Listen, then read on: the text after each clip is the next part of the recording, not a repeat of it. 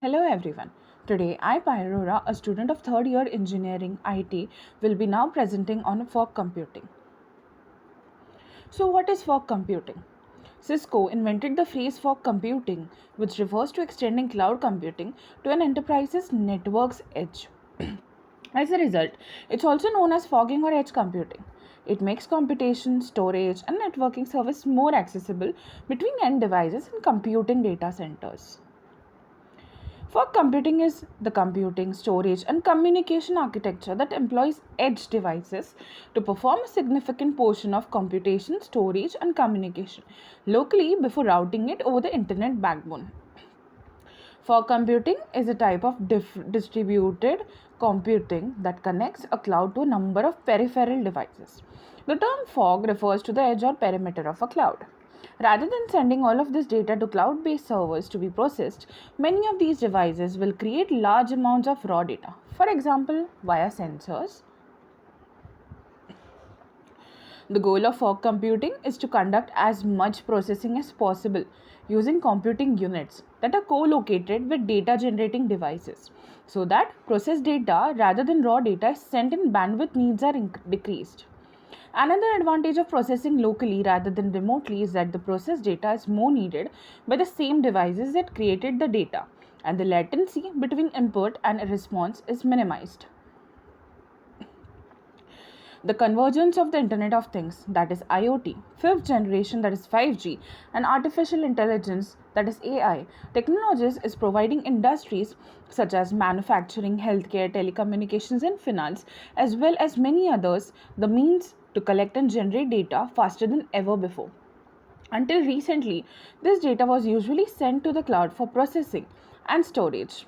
But with a staggering increase in the amount of data being collected, the need to process and analyze this data faster to capture and act on valuable customer and operational insight in real or near real time is more critical than ever.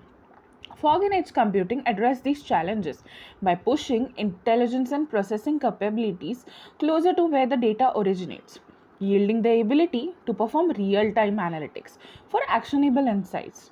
Reducing the amount of data being sent to the cloud and between sensors means minimize latency as well as lower time, energy, and bandwidth expenditures. For computing presents a hierarchical distributed architecture with the support of integration of technological components and services might be in near future like smart cities, smart grid system, connected vehicles and smart homes. For the security of smart future, the deployment of fog structural networks at the edge is essential to perform intelligent computations, big data analysis for better predictive processing and identification of strange and unsafe events. Thus, fog computing definitions should be cleared at this emerging phase of fog computing framework.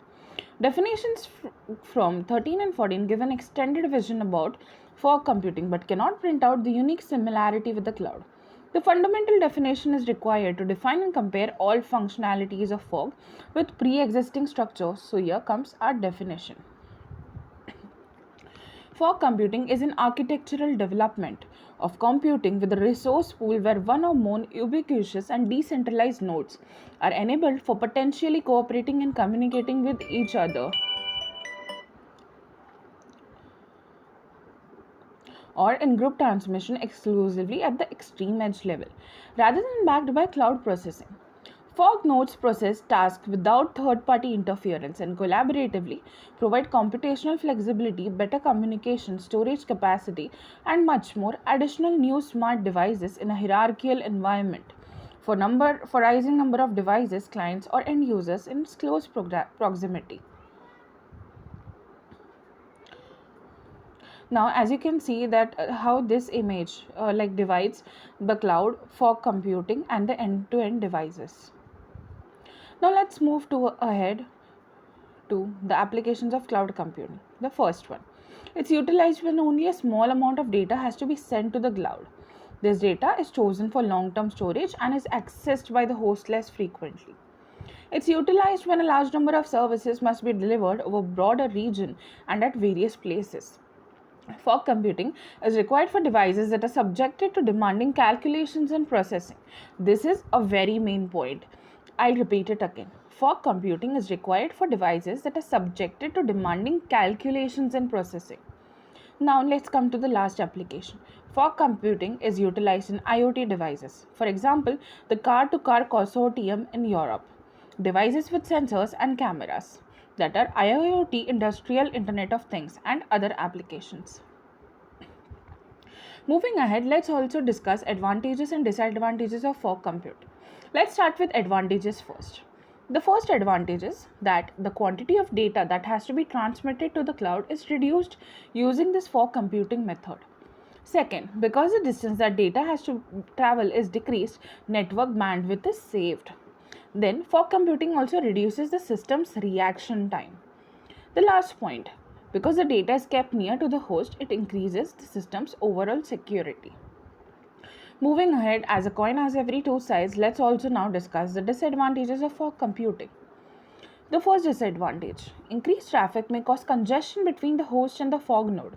That is, heavy data flow can occur. The second disadvantage, when a layer is added between the host and the cloud, power usage rises. The third disadvantage. It's challenging to coordinate duties between the host and fog nodes, as well as the fog nodes in the cloud. The fourth one, data management becomes laborious because, in addition to storing and computing data, data transfer requires encryption and decryption, which releases data. This was all about fog computing. Thank you.